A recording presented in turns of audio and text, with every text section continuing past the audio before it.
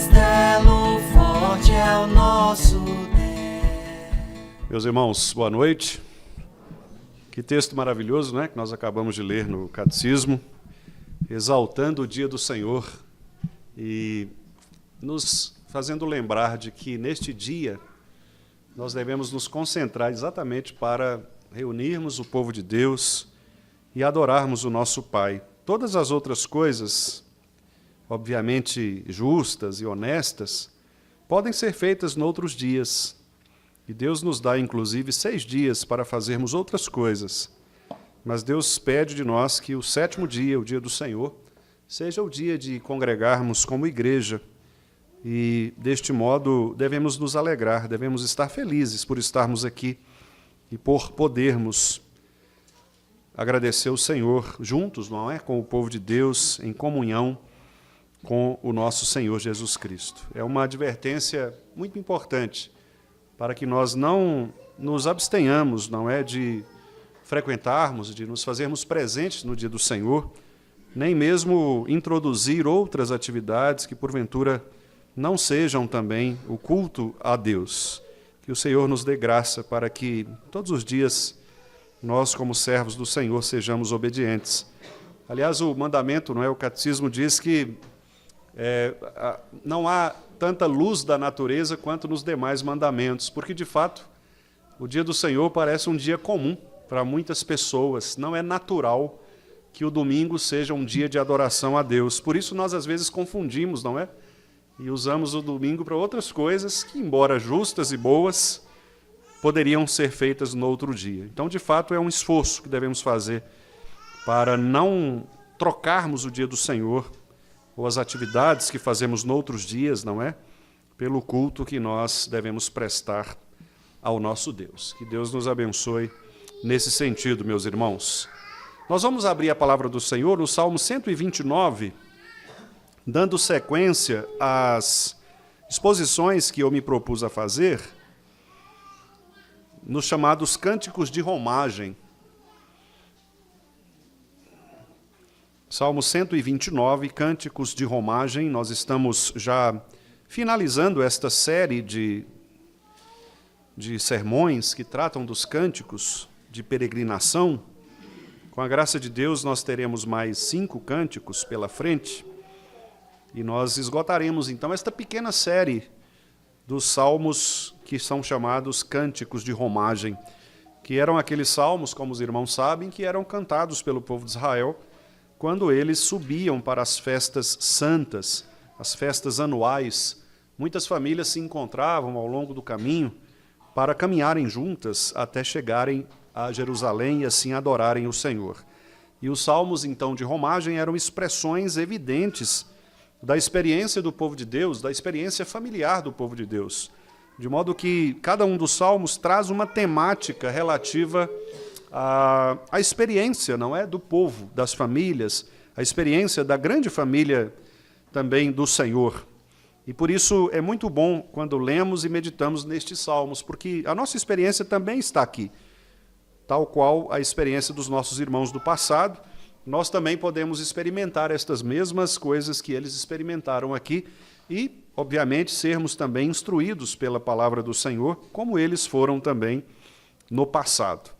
Então, o Salmo 129, irmãos, diz assim: muitas vezes me angustiaram desde a minha mocidade. Israel que o diga.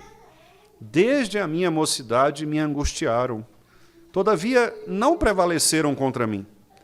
Sobre o meu dorso lavraram os aradores. Nele abriram longos sulcos. Mas o Senhor é justo. Cortou as cordas dos ímpios. Sejam envergonhados e repelidos todos os que aborrecem a Sião. Sejam como a erva dos telhados, que seca antes de florescer, com a qual não enche a mão o cefeiro, nem os braços o que ata os feixes. E também os que passam não dizem: a bênção do Senhor seja convosco. Nós vos abençoamos em nome do Senhor. Vamos orar mais uma vez, meus irmãos? Pai, muito obrigado por tudo que já fizemos aqui nesta noite, pelos cânticos entoados que refletem a nossa fé genuína no Senhor, por expressarmos, ó Deus, que, de fato, quando conhecemos o Teu Filho Jesus, a nossa vida se transforma de tal maneira que nós reconhecemos a presença do Deus conosco, Emanuel, aquele, ó Pai, que nos consola, que nos alimenta, que nos impulsiona, motiva para vivermos conforme a vontade do Senhor, conforme a lei do Senhor, que não nos é penosa, porque sabemos que pela Tua graça somos fortalecidos para caminharmos assim para a honra do Senhor. Por isso, Pai, obrigado, porque já cantamos, também já lemos Tua palavra. A Tua palavra já nos advertiu acerca dos nossos pecados, quando pecamos contra Ti somente, já fomos perdoados pelo Senhor, cremos nisto. Também lemos, ó Deus, acerca do nosso próprio ministério, o ministério que temos de anunciar a Tua palavra às pessoas, sabendo que seremos sim perseguidos por causa da verdade, mas sobre nós pesa esta grande responsabilidade de vivermos o bom testemunho do Senhor. E agora, Pai, quando vamos abrir a Tua palavra para meditarmos de modo mais específico neste texto, que o Senhor nos dê graça para que as instruções dele possam fazer sentido para cada um dos nossos corações, preenchendo, ó Deus, aquela lacuna que falta em cada um de nós, para que assim, Senhor, estejamos todos instruídos nesta noite e admitidos na Tua presença como verdadeiros discípulos do Senhor, possamos, ó Deus, sair daqui instruídos por Tua palavra, alimentados, ó Deus, de maneira satisfatória por esta santa palavra do Senhor. E que o Senhor nos dê, então, ó Deus, este privilégio de podermos, de fato, experimentar a boa, perfeita e agradável vontade do Senhor por meio de Tua palavra santa. É o que nós te pedimos, Pai, em nome de Jesus. Amém. Meus irmãos, o apóstolo Paulo, escrevendo ao jovem pastor Timóteo, disse que todos quantos querem viver piedosamente em Cristo Jesus serão perseguidos. Também o nosso Senhor Jesus Cristo advertiu-nos nas suas parábolas e nos ensinos que ele proferia para os seus discípulos, de que nós, os crentes, quando levássemos a sério o ministério da verdade, nós também seríamos perseguidos. Ele chegou a dizer que grande luta nós teríamos caso desejássemos viver a vida cristã autêntica. A história nos mostra muitas maneiras, muitas histórias de pessoas que foram perseguidas ao longo da humanidade, somente em razão de que creram no Deus de Israel. Nós, os cristãos, fomos perseguidos já nos primeiros séculos, como lemos na própria Escritura, por meio do Império Romano, especialmente e mais especificamente ali com Nero, a partir do ano 60 depois de Cristo, quando vários cristãos eram mortos, eram lançados às feras, eram crucificados, queimados vivos, como, por exemplo, Policarpo, o pastor de Esmirna, que foi ali queimado vivo com os seus 86 anos de idade. Inácio de Antioquia, também um outro exemplo de um irmão nosso que sofreu a morte por causa da sua fé em Jesus. Logo depois, também, no período da pré-reforma, nós temos a história dos valdenses e dos albigenses, que também foram perseguidos porque ensinaram a Bíblia fora do controle da igreja romana da época.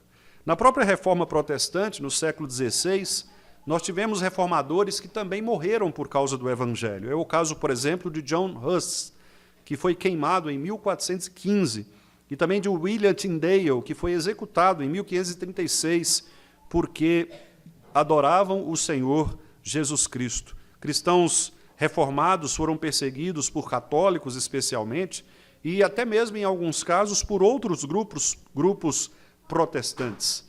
Também no século XX, nós tivemos vários cristãos perseguidos nos campos de trabalho, por exemplo, da União Soviética, com o seu regime comunista, que via o cristianismo como uma ameaça ideológica, e ali milhares de cristãos foram presos, torturados, enviados para a Sibéria. Muitos morriam por causa do gelo, tinham os seus corpos congelados porque eram expostos no frio extremo da Sibéria.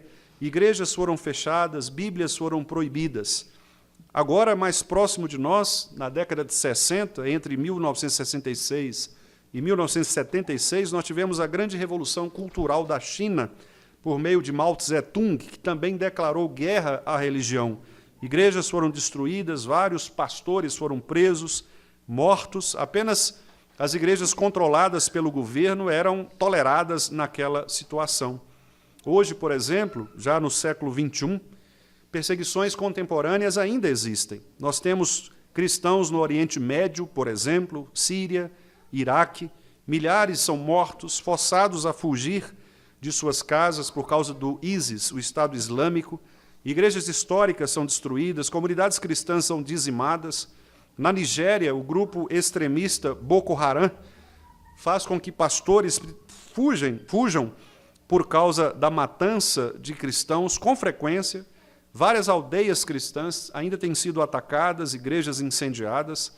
Na Coreia do Norte, um dos países mais hostis ao cristianismo no mundo, cristãos que são descobertos, são presos em campos de concentração, alguns deles executados. Na Coreia, o simples fato de você portar uma Bíblia pode levá-lo à pena de morte. Na Índia também nós temos ataques radicais dos hindus a igrejas, líderes cristãos. Conversões ao cristianismo são vistas como traição à cultura hindu, e isto naturalmente conduz também pessoas cristãs à morte. Na China, também o controle digital dos cultos das Bíblias, para saber aqueles que estão usando elementos cristãos na sua vida comum, para que sejam presos também, para que sejam removidos dos seus lugares. Igrejas são fechadas, cruzes são retiradas dos monumentos, dos lugares. O fato é que em muitos desses países, nós podemos ver relatos absurdamente chocantes. Por exemplo, nós temos o caso de Asia Bibi. No Paquistão, Asia Bibi é uma mulher, uma cristã paquistanesa, mãe de 5 filhos, trabalhadora rural, e ela foi acusada pelo governo paquistanês de blasfêmia, por ter bebido água de um copo usado por um muçulmano. O muçulmano ofereceu a ela uma água e depois ela foi denunciada por tocar num elemento sagrado. A consequência de ela ter bebido água das mãos de um muçulmano foi a condenação à morte. E ela passou, então, antes disso, 9 anos presa em uma solitária. Após uma pressão internacional, muita oração, nós fomos informados de que ela foi absolvida em 2018 e hoje, ainda viva, está exilada no Canadá. Nós temos também, na igreja do Sri Lanka, no domingo de Páscoa de 2019, 3 igrejas cristãs foram bombardeadas por extremistas islâmicos. Mais de 250 pessoas morreram, incluindo dezenas de crianças, em um culto infantil. Sobreviventes ali disseram que eles estavam orando e cantando louvores no momento em que uma bomba explodiu e muitas dessas pessoas foram mortas. Há também o caso de Lia Sharibu, uma adolescente de 14 anos da Nigéria, que em 2018 foi sequestrada pelo grupo extremista Boko Haram, juntamente com outras 110 meninas desta mesma faixa etária, para tráficos de pessoas, especialmente no campo do tráfico sexual. Ela foi a única das 110 a não ser libertada, exatamente porque ela recusou a negar a sua fé e se converter ao Islã.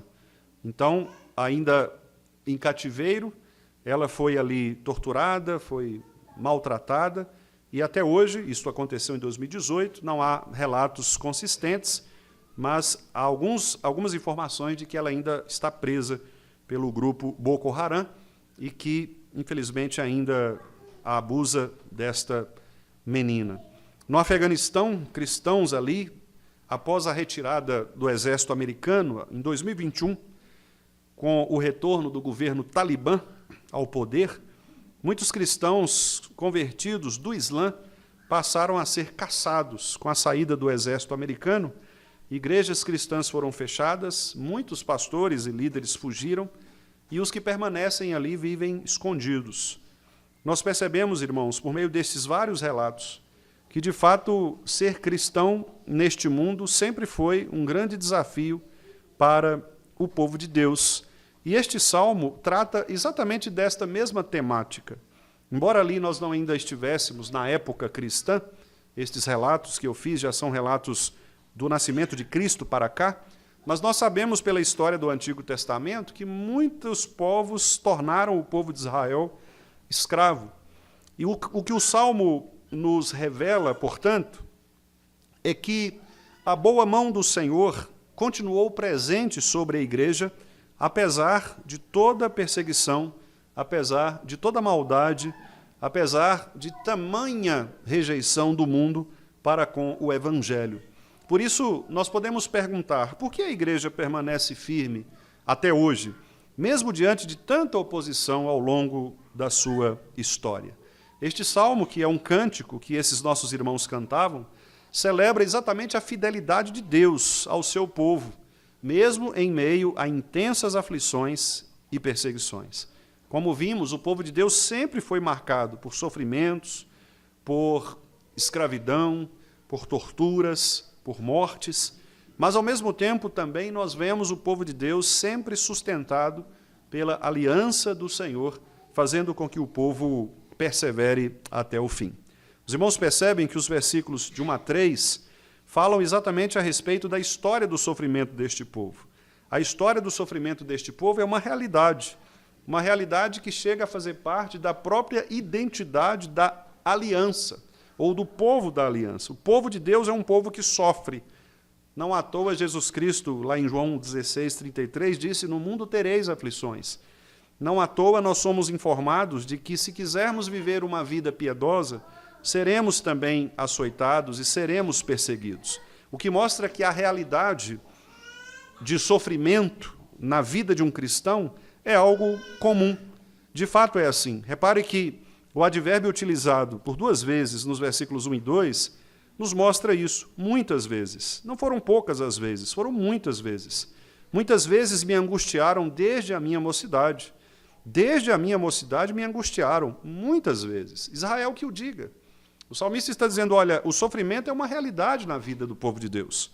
O sofrimento é uma realidade desde os tempos do Egito, quando o povo de Deus foi levado escravo, até a Babilônia, quando também o povo foi tornado escravo, escravo da Assíria, escravo de vários governos, de várias nações, finalmente de Roma, na época da chegada de Jesus Cristo.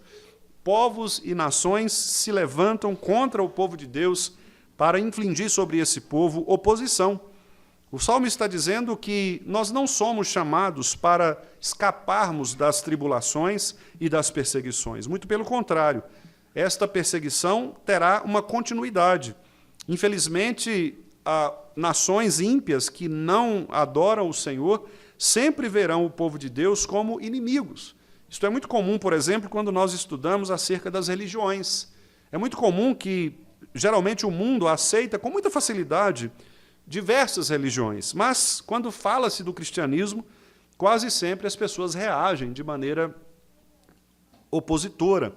Basta você frequentar alguns cursos ou palestras, ou mesmo verificar com aquelas pessoas que estão nas universidades, que fazem as chamadas ciências da religião, ou áreas que são da área de humanas ou sociais, vocês vão perceber que quase sempre as religiões diversas, elas são muito aceitas nesses meios, com exceção do cristianismo. Você pode ler o Alcorão, você pode trazer para evidência as religiões afro, você pode utilizar mesmo as religiões orientais, e todas elas serão aceitáveis como formas de manifestações religiosas. Mas se em algum momento você abrir a palavra de Deus, se em algum momento você mencionar o nome Jesus, se em algum momento você fazer menção, de fato, à história da redenção, certamente você será perseguido. E este salmo nos mostra isto. Este salmo nos mostra que, de fato, muitas vezes o povo de Israel foi angustiado. Muitas vezes, desde a mocidade, ou seja, desde os tempos mais antigos do povo de Israel, desde quando o povo de Israel era menino, já havia perseguições contra o povo de Deus. Nós percebemos isto até mesmo nos adolescentes que eram perseguidos por causa da justiça, como José, por exemplo, que ainda era um adolescente quando foi vendido para o Egito, como Daniel, que ainda era um adolescente também quando foi levado para a Babilônia. Jovens, adolescentes que estavam ali, digamos, na flor da idade, para desabrochar com todo o seu vigor, passaram por experiências absolutamente traumáticas, porque foram perseguidos pela cultura pagã, pela cultura secular. Contudo, meus amados irmãos, o que o Salmo nos mostra é que, apesar de toda esta ousadia dos inimigos em perseguir o povo de Deus, o final do versículo 2 diz: todavia, não prevaleceram contra mim.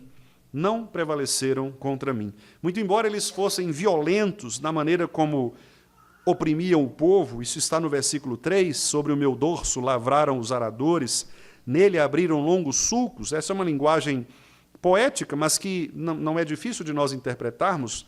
Isso tem a ver com o processo de escravidão, não é? Sobre as costas, eles então faziam com que nós carregássemos os instrumentos para nos escravizar, e eles nos batiam também, abrir longos sulcos. Sulcos são feridas, são grandes rachaduras nas costas, por causa dos chicotes, por causa dos açoites.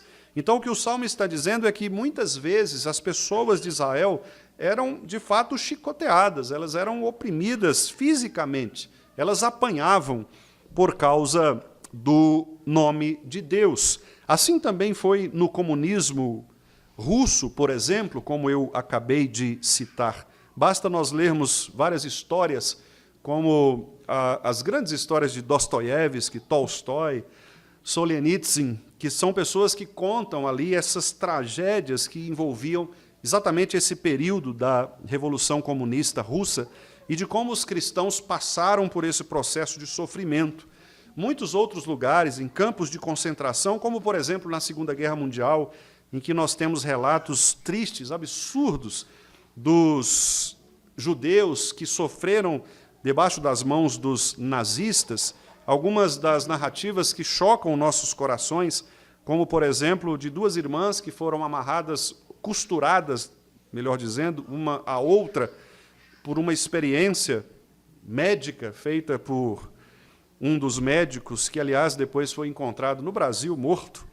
Este médico, ele ficou famoso, era o médico do nazismo, e ele costurava crianças para fazer um teste se elas poderiam se transformar em siamesas. Eram coisas absurdas que aconteciam ali. Crianças eram mortas, homens e mulheres, pais e mães eram queimados, eram jogados para as feras, eletrocutados e muitas outras mortes absurdas. O povo de Deus sempre foi perseguido. Nós não temos ideia, a menos que nós leiamos a história correta, não a história que é contada pelos ideólogos, mas a história correta, nós vamos perceber que os cristãos sempre foram o povo mais perseguido no mundo. Ao contrário do que alguns dizem, de que nós cristãos aqui matamos as pessoas por causa das nossas chamadas guerras santas, na verdade, nós é que somos o tempo inteiro, desde o início do mundo, perseguidos por causa da justiça. Basta você clamar o nome de Cristo, anunciar a sua fé em Jesus, você verá, certamente, você atrairá sobre você perseguição. Mas o Salmo diz que eles não prevaleceram contra nós. E o versículo 4 diz que o Senhor é justo. Portanto, quando não há prevalecência dos ímpios contra os santos, isto mostra a vitória que Deus dá sobre todos aqueles que são perseverantes na fé. A perseverança dos santos, portanto, diz a palavra de Deus, ela não é um mérito humano, mas é um fruto da graça do Senhor. É Deus quem nos mantém de pé, é Deus quem nos mantém vivos, é Deus quem nos faz vitoriosos. Por isso, quando lemos o Apocalipse de João, nós vemos ali a certeza da vitória do povo de Deus contra todos esses inimigos. Por isso que quando nós lemos o Salmo 91, nós lemos o salmista dizendo que cairão 10.000 ao nosso lado, mas nós não seremos atingidos. Por isso nós cremos que o nosso Deus estará conosco sempre, mesmo que nós tenhamos de passar por estes sofrimentos de perseguição. Porque 1 de Pedro 2, 21 e 24, nos informa que Cristo sofreu, Cristo foi perseguido, Cristo venceu e nele também nós vencemos com esperança. Eu vou ler esse texto, irmãos, 1 de Pedro 2, 21 a 24, para que os irmãos também possam acompanhar e, quem sabe, meditarem um pouco mais profundamente depois neste trecho. 1 de Pedro 2, diz assim o versículo 21, porquanto, para isso mesmo fostes chamados. E fomos chamados para quê? O versículo anterior, o versículo 20, diz, sois igualmente afligidos e suportai com paciência. Nós somos afligidos, somos perseguidos. E o 21 diz então, porque para isto mesmo, ou seja, para sermos afligidos, para suportarmos com paciência, é que nós fomos chamados, porque também Cristo sofreu em vosso lugar, deixando-vos exemplo para seguirdes os seus passos, o qual não cometeu pecado, nem dolo algum se achou em sua boca. Pois ele, quando ultrajado, não revidava com ultraje. Quando maltratado, não fazia ameaças, mas entregava-se àquele que julga retamente, carregando ele mesmo em seu corpo, sobre o madeiro, os nossos pecados, para que nós, mortos para os pecados, vivamos para a justiça. Por suas chagas fostes sarados. Aqui uma referência bem clara, né, àquele texto de Isaías, capítulo 53, versículo 9, pelas suas pisaduras fomos sarados. Ou seja, pelo sofrimento de Cristo, pelas pisaduras de Cristo é que nós recebemos a vitória sobre a morte, sobre a perseguição. O Salmo, então, nos mostra que o Senhor é justo. Versículo 4, e ele cortou as asas, cortou as cordas dos ímpios, cortou aquele laço do passarinheiro que está lá no Salmo 124, quebrou-se o laço, e nós nos vimos livres. É o Senhor nosso Deus que vem e resgata a sua igreja do poder dos inimigos. E esta, meus irmãos, é uma garantia muito clara de que nós podemos estar seguros no poder de Deus, porque o Senhor é justo. O salmista quer dizer que nós não precisamos preocupar com a nossa justiça, porque quando nós olhamos para estas situações, de fato, o nosso coração ele reage de maneira até mesmo com indignação, às vezes até querendo revidar, mas o que o Salmo está dizendo e o que Pedro nos acabou de dizer é que nós não precisamos entrar em guerra com o mundo. Aliás, nunca os cristãos partiram para cima de outras nações. Pelo contrário, os cristãos sempre foram aqueles que de fato receberam a perseguição. A igreja não precisa, portanto, buscar esta aceitação cultural para que ela não seja perseguida, porque ela será perseguida simplesmente pelo fato de ser fiel a Deus. Talvez nós podemos até nos perguntar como está a nossa vida. Será que ela é uma vida marcada por lutas ou uma vida marcada pela simpatia que nós temos em relação às outras pessoas? Não que nós não devamos ser simpáticos. Aliás, o texto de Atos diz que na igreja ali, algumas pessoas eram simpáticas e isso trazia, de fato, o bem-querer daquelas pessoas ao redor. Mas, quando o evangelho precisava ser negociado e os crentes verdadeiros eles assumiam a postura da profissão de sua fé, eles eram perseguidos. E então, nós devemos nos perguntar se temos sido perseguidos por causa da justiça. Porque o nosso Senhor Jesus diz que nós não devemos ser perseguidos por sermos ladrões, por sermos mentirosos ou por termos outros pecados, mas por causa da justiça. Se somos perseguidos por causa da justiça ou da verdade do Evangelho, louvado seja o Senhor. A igreja será perseguida sempre e nós não precisamos negociar com o mundo para não sermos perseguidos pelo mundo, porque todas as vezes que nós abrirmos a nossa boca para pregarmos o Evangelho da graça, para anunciarmos a verdade do Senhor, nós seremos perseguidos. E o Salmo, então, encerra, versículos 5 a 8, mostrando que o julgamento de Deus contra os inimigos, ele é um julgamento que se fará com justiça. Nós podemos ter a certeza de que não cabe à igreja a vingança, mas a vingança cabe ao Senhor. O apóstolo Paulo disse isso lá em Romanos 12. A vingança pertence ao Senhor. O juízo de Deus é certo contra estes que se opõem ao Senhor e à sua palavra. Diz o texto do versículo 5 que eles serão envergonhados. Esta é uma expressão utilizada no Antigo Testamento para demonstrar que eles serão publicamente expostos, porque serão publicamente revelados às pessoas.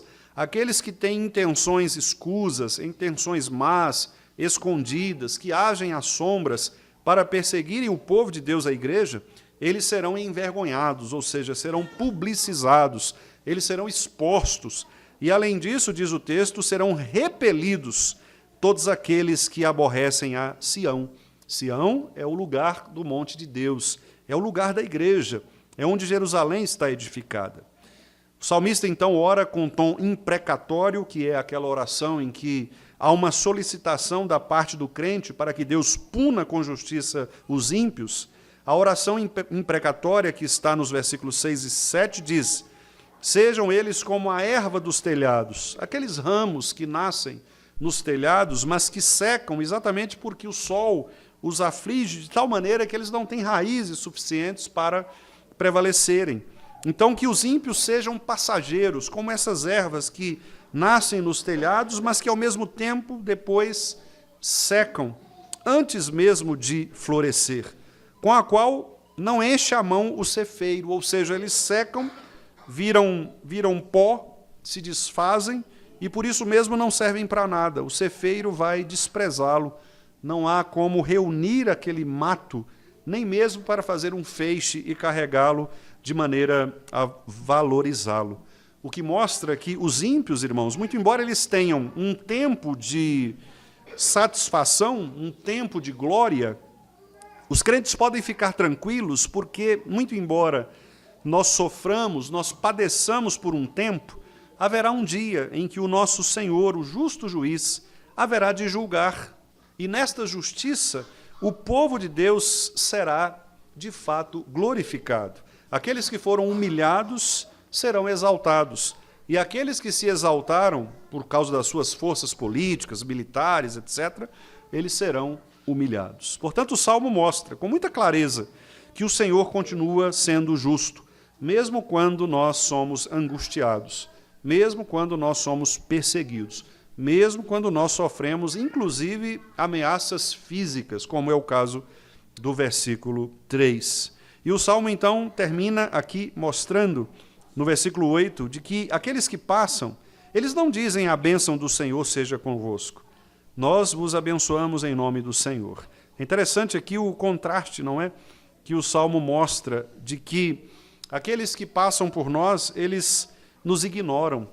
E por isso mesmo nós devemos desejar uma justiça vindoura, sabendo que a esperança do crente está no Senhor. Não é uma vingança pessoal, não é algo que tenha a ver com as minhas verdades, não é algo que tenha a ver com a minha maneira de entender o mundo, mas é algo que tem a ver diretamente com a verdade do Evangelho.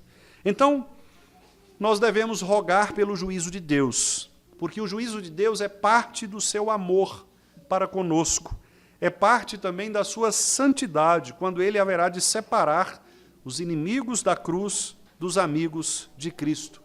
E nós devemos, inclusive, orar pelos nossos inimigos, mas também devemos confiar em Deus, por outro lado, que Deus defenderá a sua igreja. Aqueles que são inimigos e que se converterem, certamente terão graça da parte de Deus, mas aqueles que são inimigos e permanecem inimigos, eles receberão, sem dúvida, a justiça do Senhor.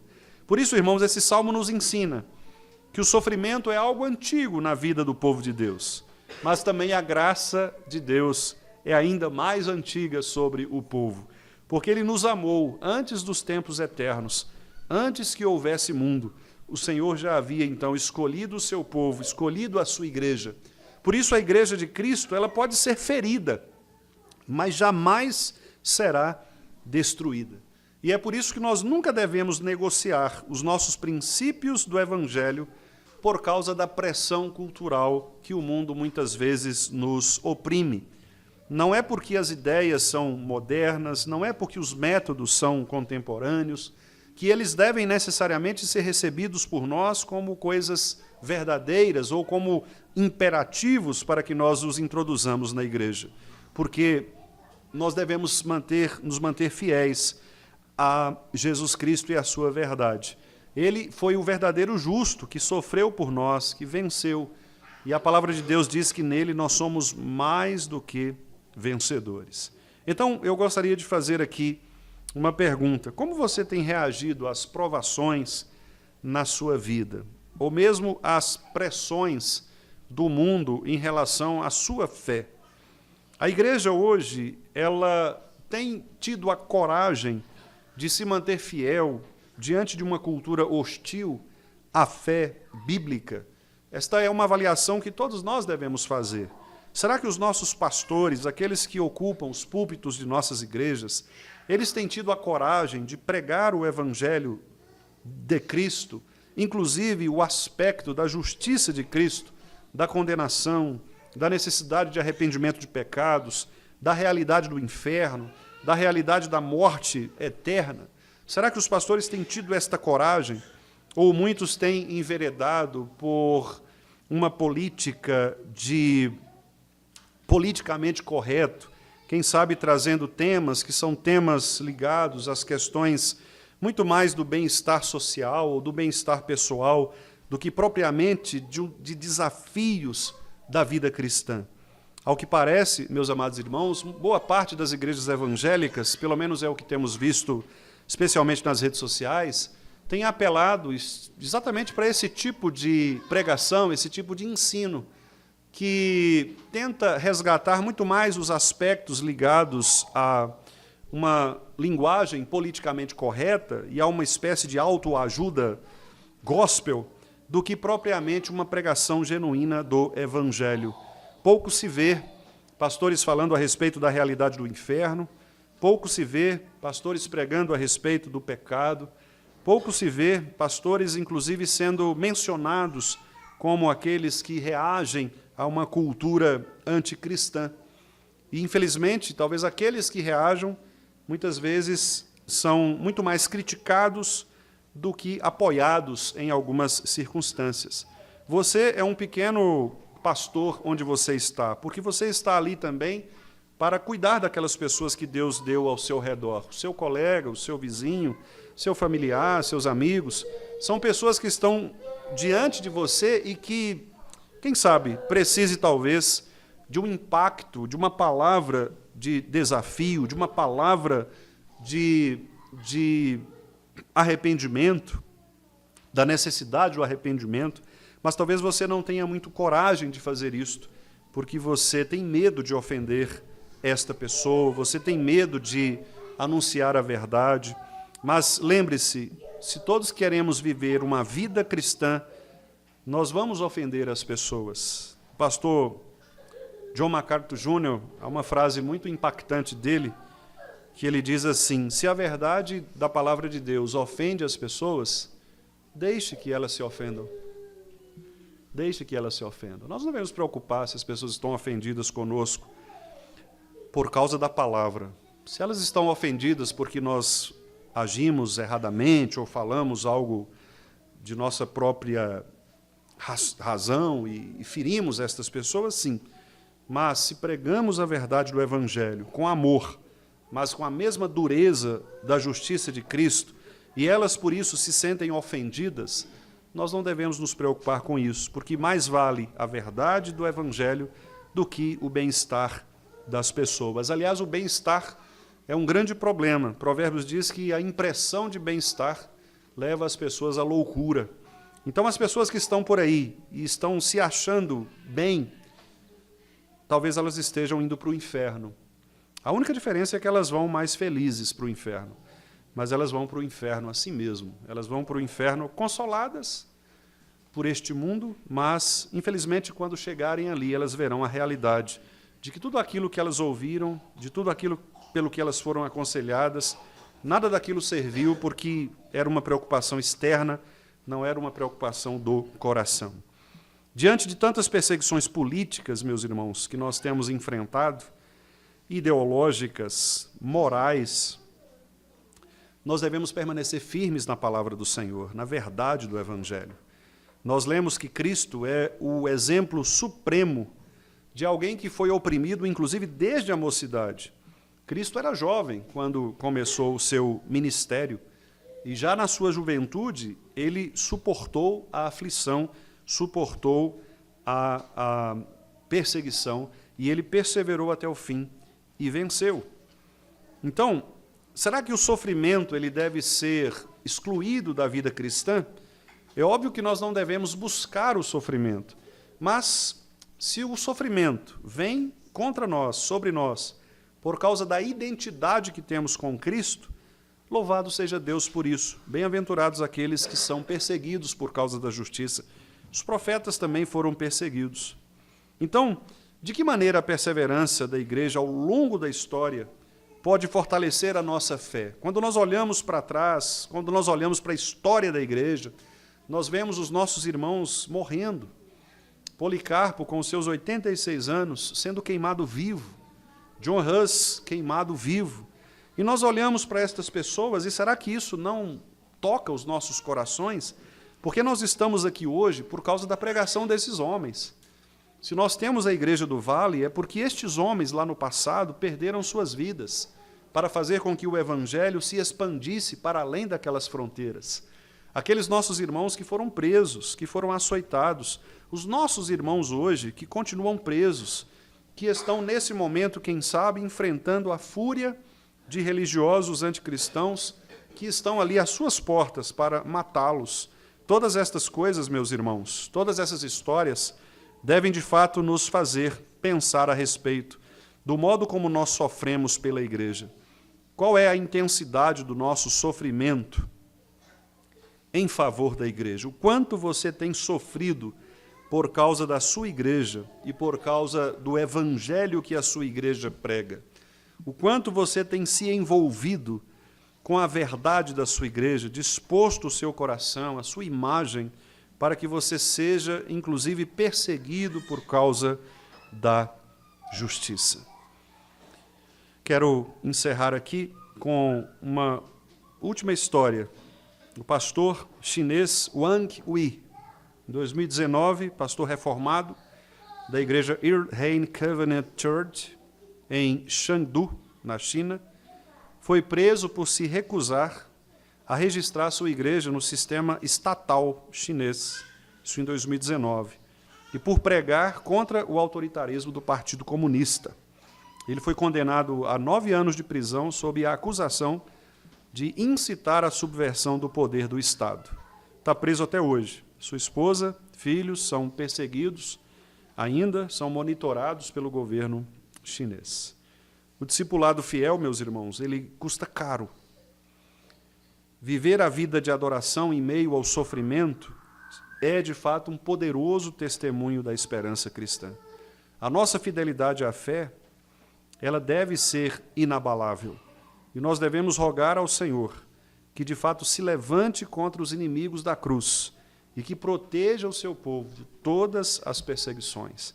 É assim que o salmista nos ensina, que nós devemos orar, sejam envergonhados e repelidos todos aqueles que são contra Sião, que aborrecem a Sião, que eles sejam como a erva dos telhados, que seca antes de florescer, com a qual não se enche sequer a mão do cefeiro, nem os braços, o que ata os seus feixes. Que o Senhor nos dê graça, para que cantemos este salmo juntamente com os nossos irmãos, dizendo, muitas vezes nos angustiaram desde a nossa mocidade.